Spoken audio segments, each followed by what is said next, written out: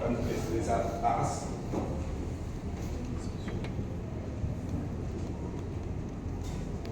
Yan. Estonia, Latvia, Lithuania. NATO na po na sila. So, namalhin na sila tanan sa NATO ba? Belarus, wala. Migog yapon siya sa Russia. Kining Ukraine ro ang sticking point kay dili na gusto sa Russia kung balin sila sa NATO. Kung saan nga nabilid, Russia lang nabilid yun. Kaya ang Turkey, NATO yun. So, dili niya gusto. Naman din si Zelensky, gusto na siya matulog nito. Walang i-attack sa Russia karon no, bro. Kining ang territory na nakuha nito. 20%.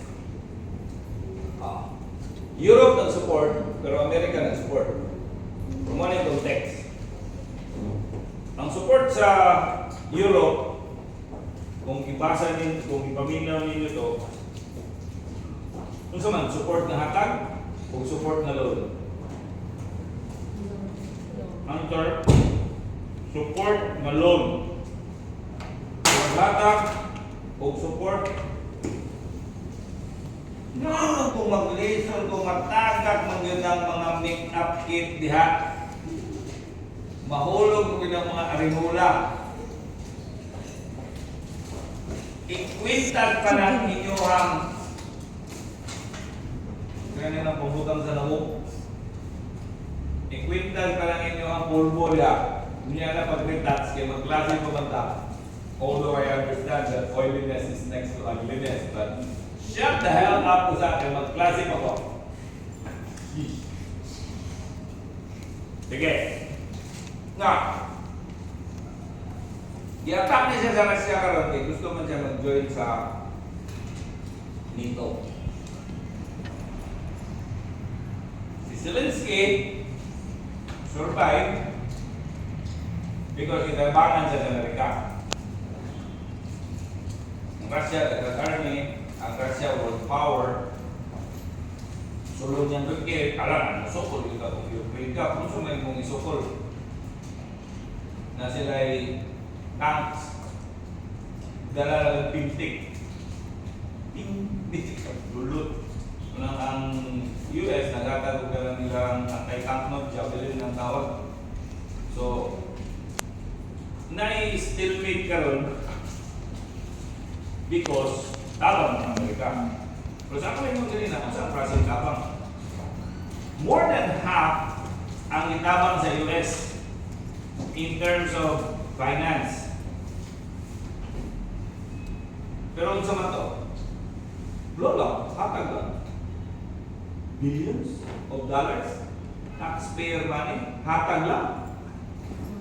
Ano naman na? Ang kasi Joe Biden, nag-iukok man, tanga, lulo. Dito si Lolo, Panginoon ko mo, daghan kong kwarta.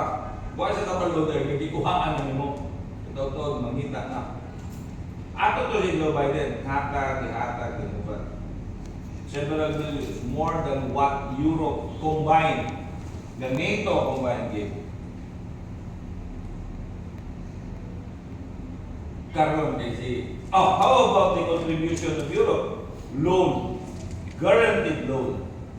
But pasabot, ang Ukraine, nangutang sa Germany, nangutang sa Poland, nangutang sa France, para ikasto nila sa tira. And it is a guaranteed loan. When we say it's a guaranteed loan, Ukraine guarantees it. Dili lang si Zelensky ang nangutang kay Ukraine. Tulad ka Donald Trump.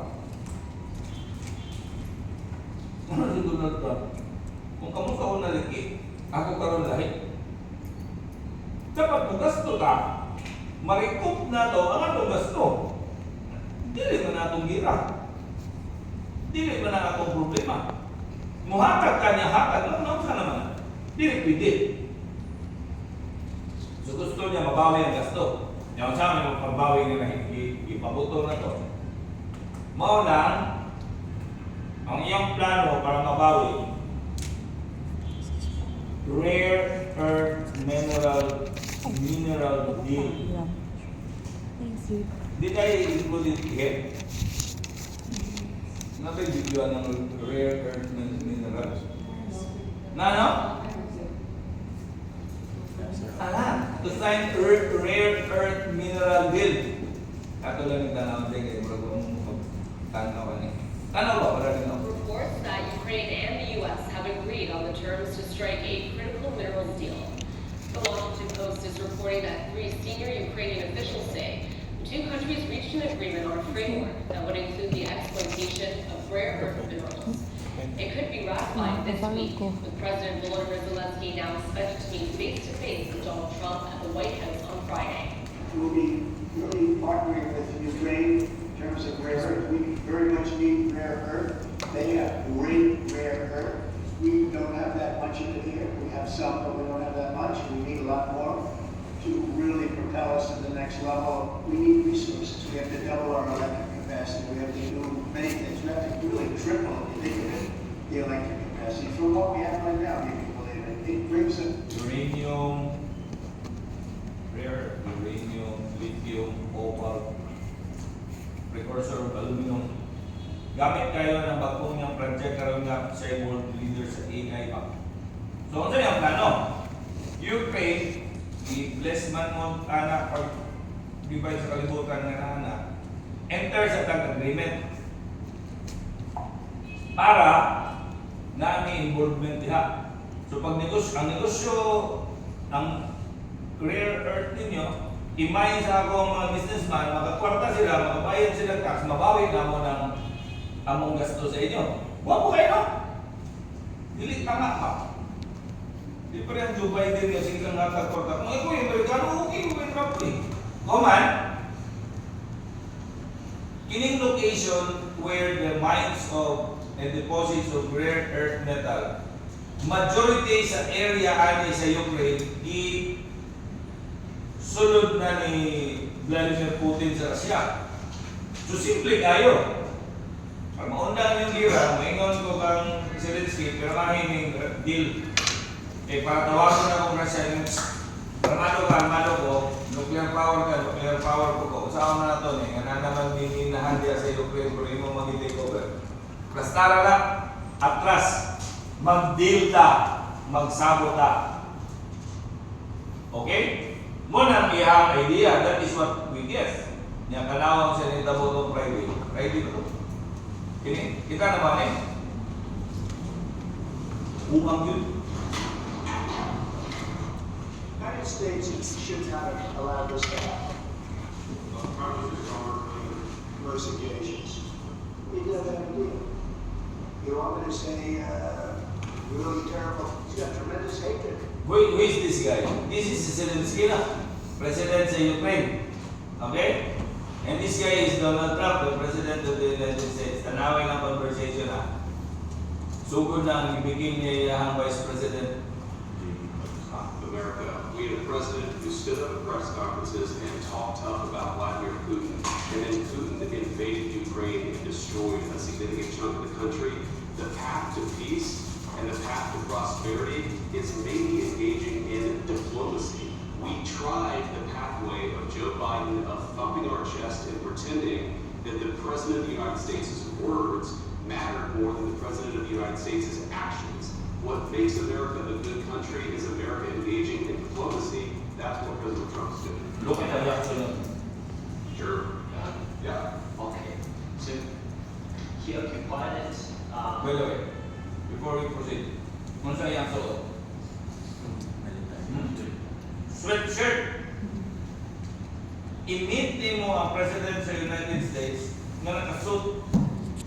Iyang Vice President nakasuot sa iyang balay na White House. Niya magsuot ka ng sweatshirt.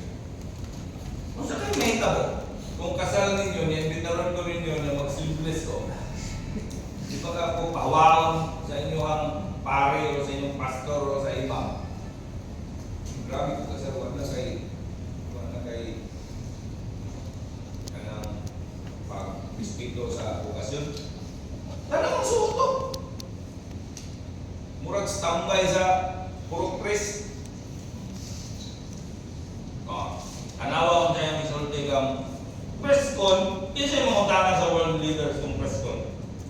Ang press, mangutana sa world leaders, kung tanawan yung buwang, kung siyang game niya kay Bas. Anawang context pa. peace and the path to prosperity is maybe engaging in diplomacy. We tried the pathway of Joe Biden of thumping our chest and pretending that the President of the United States' words matter more than the President of the United States' actions. What makes America a good country is America engaging in diplomacy. That's what President Trump Listen to did. him. Can I ask you? Can I ask you? Sure. Yeah. Yeah. Si Okay. JD ang So, magtanong. he occupied our parts, big parts of Ukraine, part of East and Crimea. So he occupied it on 2014. So during a lot of years, and I'm not speaking about just Biden, but those time was Obama, then President Obama, then President Trump, then President Biden, now President Trump, and God bless, now President Trump will stop him. But during 2014, nobody stopped him. He just occupied them too. He killed people, you know what they call it? 2015. 2014. 2014. Yeah. So he I killed. was not here. Yeah, That's exactly right. Yes, but during 2014 till 2022, you know, what the situation is saying that people have been dying on the contact line. Nobody stopped him. You know that we had conversations with him, a lot of conversations. It was Russian conversation. Putin. And we signed with him, me, like a new president. In 2019, I signed with him the deal. I signed with him Macron and Merkel. We signed ceasefire. Ceasefire. All of them told me that he will never go. We signed him with gas contract. Gas contract. Yes, but after that, he broke the ceasefire. He killed a lot of people, and he didn't exchange prisoners. We signed the exchange of prisoners, but he didn't do it. What kind of diplomacy, JD, you are speaking about? What kind of diplomacy, JD, you're I'm talking about the kind of diplomacy that's going to end the destruction of your country. Yes, but if you- Mr. President, with respect, I think it's disrespectful for you to come to the Oval Office and try to litigate this in front of the American media. Right now, you guys are going around and forcing conscripts to the front lines because you have manpower problems. You should be thanking the President for entering into this Have you conflict. ever been to Ukraine that you see what problems we have? I've been to, I've actually watched and seen the stories, and I know what happens is you bring them on a propaganda tour, Mr. President. Do you disagree that you've had problems bringing people in your military and you think it was respectful to come to the Oval Office of the United States of America and attack the That is the Sebastian season strike announced.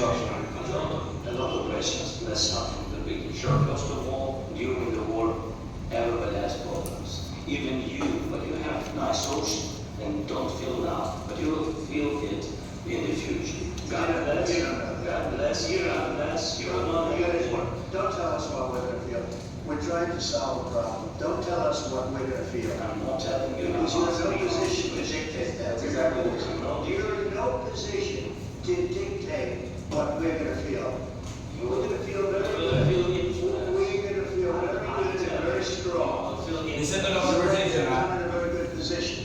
You allowed yourself to be in a very bad position, and he happens to be right From about it. the very beginning of the war. You're not in a good position. You don't have the cards right now. With us, you start having cards. Right now, you don't have to play cards. You're gambling with the lives of millions of people. You're gambling with World War III. You're gambling with World War III. And what you're doing is very disrespectful to the country, this country. That's back here, far more than a lot of people said they should have. Have you said thank you once? This entire time. No, this entire meeting, you said thank you. You went to Pennsylvania and campaigned for the opposition in October. Offer some words of appreciation for the United States of America and the president who's trying to save your country. Please, you think that if you will speak very loudly about the war, you He's not can speaking loudly. He's not speaking. Personal Your na. country's in big trouble. Okay, national. You know? Ikaw, adto ka sa balay nako, imong awayon akong papa, imong lalison akong magulang, niya ikaw kay mga iyong kwarta. Nga akong lolo nga tirig, sige mo kuhaan. Niya iyong nanaw niyong pagsurya, nagsuot kang sando, niya nga akong papa nagbarong. Muna yung context ha, muna yung pagtanaw ni Mudre. Kung ako ay ilang mangod, paggawas mo, bigyan na gagaritso. Bigyan na gagaritso, ihulog na ka sa kanal, ayaw nagbalik rin putang inakas. Ha? Muna yung debate, mostly, pero tanawang sa ipapublish niya sa inyo ang labi na sa mga pictures ng mga amigo na lugar sa leading hearts in the social side. Zelensky is the new world leader. Oh.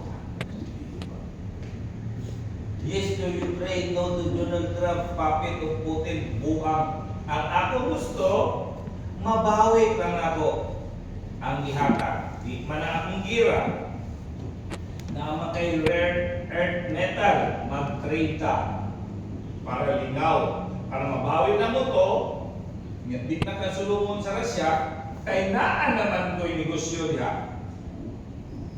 Pero tanawan ninyo yung trend. Ay, Ukraine flag, new leader of the free world. Leader of the free world, mga yung galing kang bala. Opo, saan yung pag-leader ng bala sila? Anong saan mo na? Kung kalaban dito. Nga, ikaw ba'y mangaway? Kasi hindi mo na traffic ko nga. Lingaw ka, hindi mo nang dili ko kahulat ng magklase na. I-post na ako ni itong Friday. Ikaw kung sa'yo may hitabuan eh. Kasi sa Europe, bigo sa dito sa mga Europeans. Lamano, Britain, both of the gods. So, esos, istorya nila ng Britain. Wa pagani mo ng hatag sa iya ha, inyo maganing gilo, niya karon mo butang mo boots on the ground, mo butang mo British soldiers, French dito sa front line para patyon sa Russians. Imposible. What did Donald Trump do? Ayan, stop na may in-transit nga mga weapons. Hunong, ibalik na rin sa Amerika. Nato na, mahulog pagani na imuhang man di aking kami na mong paistoryahon dire. O, tagata mong 5 minutes. Ilansang na ang inyong mga laptop. Ilansang na. Daksa ninyo na. Mahulog pagani na, ihulog taka. Tanga aga karon. Kapalo ka rin tigulang, dalhin lang ko ma-interrupt, dalhin ko makurat, sighulog ka ng lupulo. Sabi ng inyong kamot diha, daglog, muna na si butang lotion. Iana na siya sa dealer para magpilit. Para igulit sa laptop, mag-laptop. So, muna yung naitabo. Ihunong niya, wala na talaga, ihunong na niya ang deal. So, sa to, Friday, gusto ka na ako nag-post.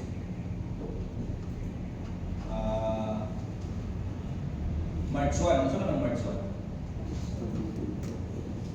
Saturday. Saturday. Sunday, Monday, Tuesday. Tagawag siya na yung tapo dali ka na to.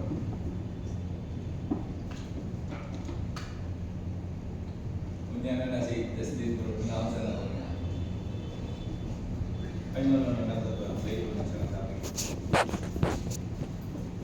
1. Nag-post na ako ni Ogaron. Saan na karon? 5. Less than 4 days. Tanawang siya rin ito mga po. Ayun lang saan si Moving Justin West morning, Bro. maybe in front of the show we have.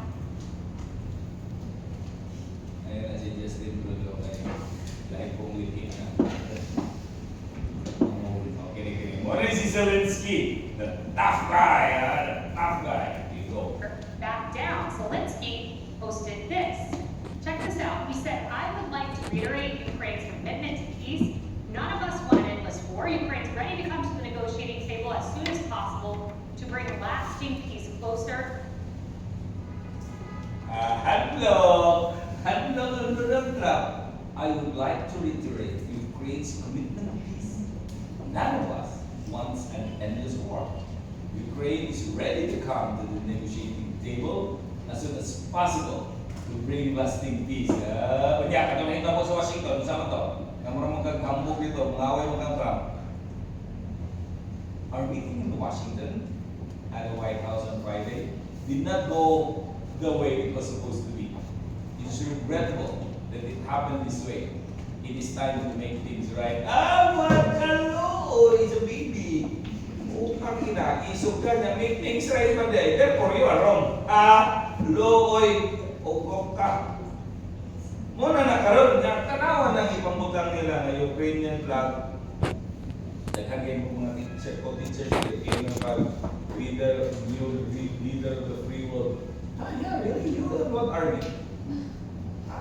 You cannot even beat, you conscript boys. Imong panakbo ng mga Ukrainian din hanggang mo edad 18-19, tagaanin mo po sila, ipadala mo sa front, di na kauli. Mga matay na dito, iwan na kayo sundalo, hurok tanan niya Russia, naghabong patay, pero naghan na ng Russians. Ang saan mali mo na? Kami na nga ito, kaya para dito. Boom. Negotiating table as soon as possible to bring lasting peace closer. This is the interesting part. Our meeting in Washington at the White House on Friday did not go the way it was supposed to be. It is regretful that it happened this way. It is time to make things right. Why did it happen? Let's go back to our last one. Who has the power? Ito nga negotiation, kasi may daw. See? Trump. Why? Eh, taas sila, putot ni. Nakasuot sila, na siya wala. Kung sa'yo naasa sila Trump o J.D. Vance, nawala sa Ukraine. Naasa sila Resource. No, the one that I told you. The classic.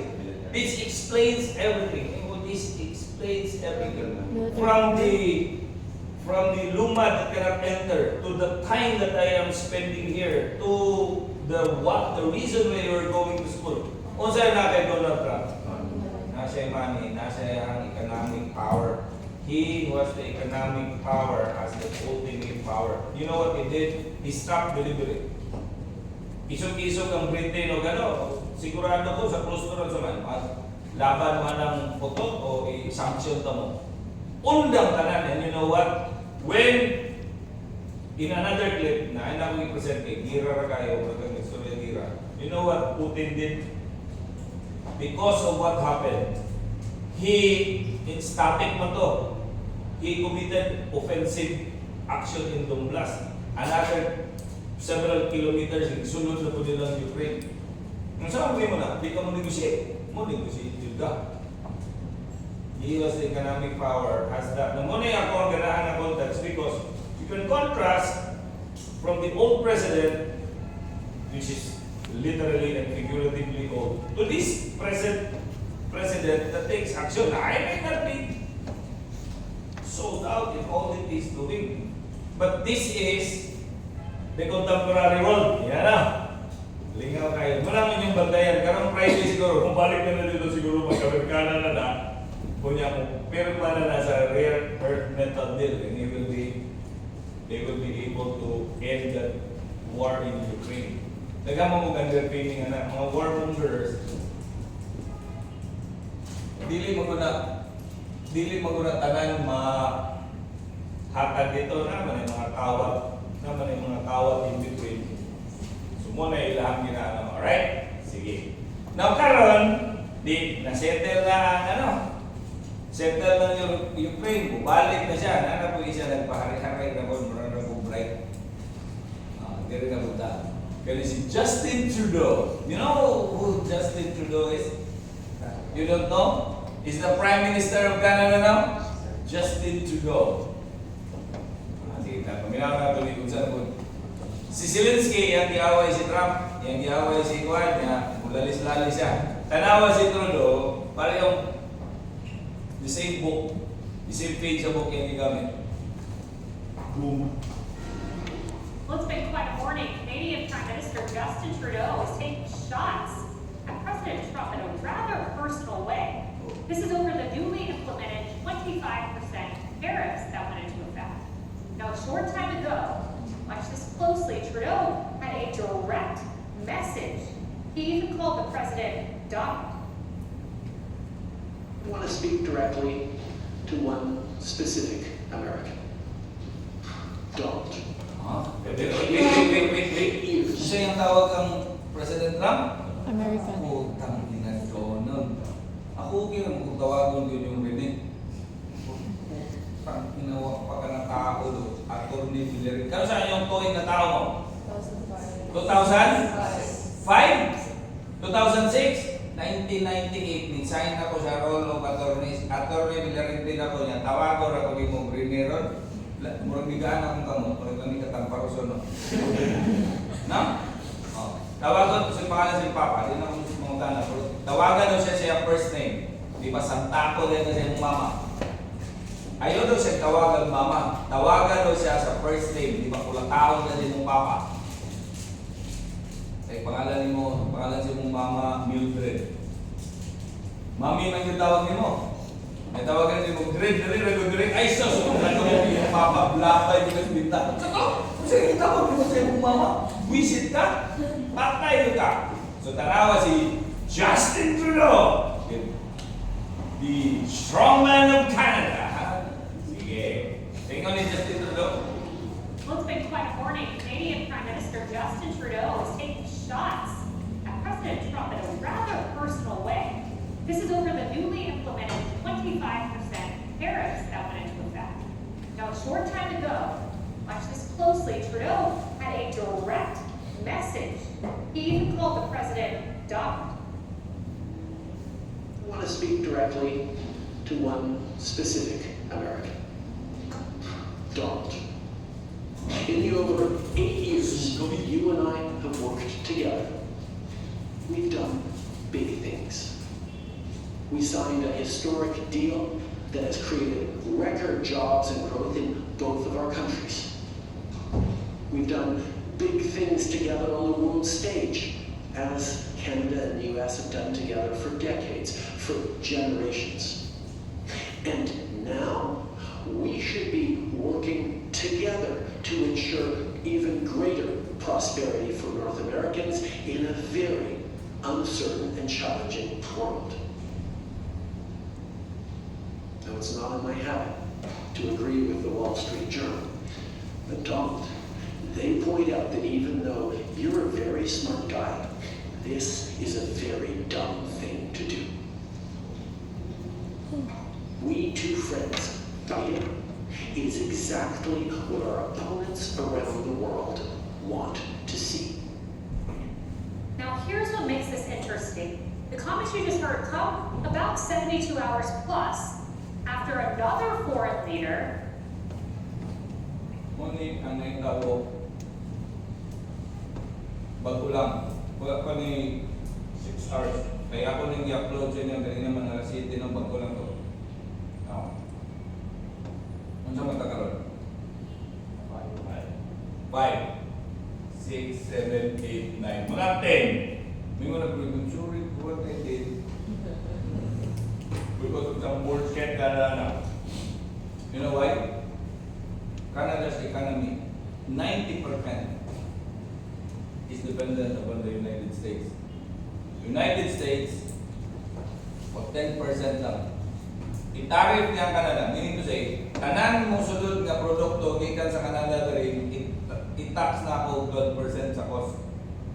So, 25%. So, kung usulod rin yung product, 100 lang. Mo exact ko tariff, 25%. So, ang cost ni mo, ilabay na sa akong tariff barrier, mahimo na ng 125. So, mabalik yan, mo na very mahal. Amo, untol itong mga Canadian businessman. E mahal man ang ilang baligya, wala yung mamalit.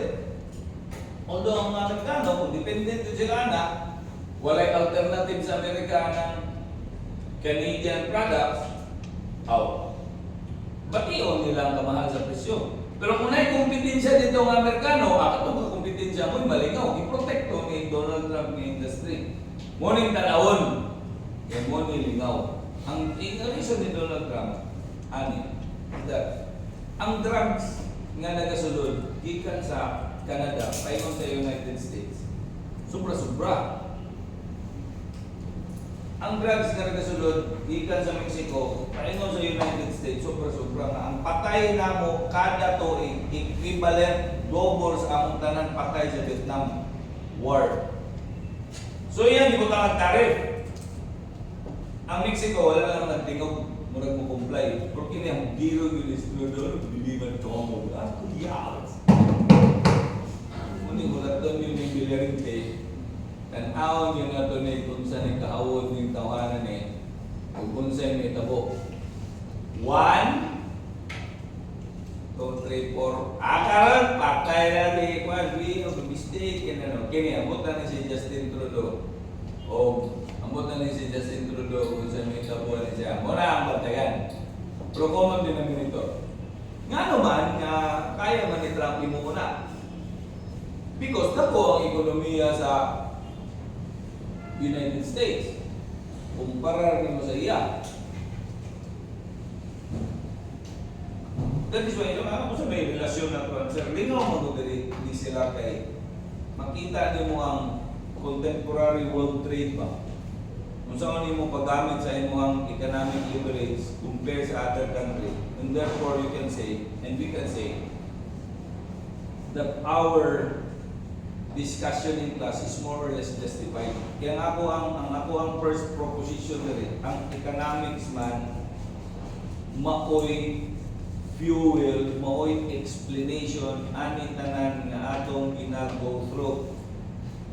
Whether katong lumad nga ipasudlon niya ato ang mission and vision na ingon Mindanao and whatever. Ganong may eskwela man mo, kinahanglan na ito may eskwela para at least abogado ta, makanotaryo ta, o engineer ta, makatukod ng building, kung para sa uban na maghakot ng gihat, or nganong surrender si Zelensky, o nganong nag-isog-isog po ning Canada karon. Kanang personal nila, okay, ralak, kaya kini si Donald Trump, amaw mong si Justin Trudeau is a prime minister because Canada is an independent nation bordering lang the United States. Pero ingon ni one of the stories is that, which is true, Donald Trump insults Mangkot Trudeau. Tingnan, kung sige kag pangayo sa Amerika na dili strong ang imong country nga Canada, dili na lang ka maghimong Prime Minister, Gobernador na lang ka. Unya ka ng Canada, ika-51 na state na lang na para mutabang ni sa imo pareha sa California, pareha sa Florida. So, mo ni ang next nga ato ang tanawon ng bantayan. Ang tanak, napa sa Middle East, napa sa of course sa Ukraine, napa ng war sa China. Pero kining ako ang gusto i-present sa inyo mga sukad na president na yun si Trump, ni-take oath siya itong January. Nakadungog pa ba mo bigel sa West Philippine Sea? Nga bubuan ng tubig ng atong Navy? Wa na yun na, mabalita. Kaya ang China, sa panahon ni Biden mga niya, ang leader sa free world, bubuan na nato ng mga Pilipino rin tubig. Iwan mo po ni buot, ilang presidente liki. Kung ang Amerika sige sulod nito ang drugs diri, ang unang musuyok, kung taga Malacanang manoon, sakti na, liki ang world leader, liki na nga itong katapan, liki versus liki. Ilogod na ni West Philippine Sea. Pero karon agay na si Donald Trump. Muha.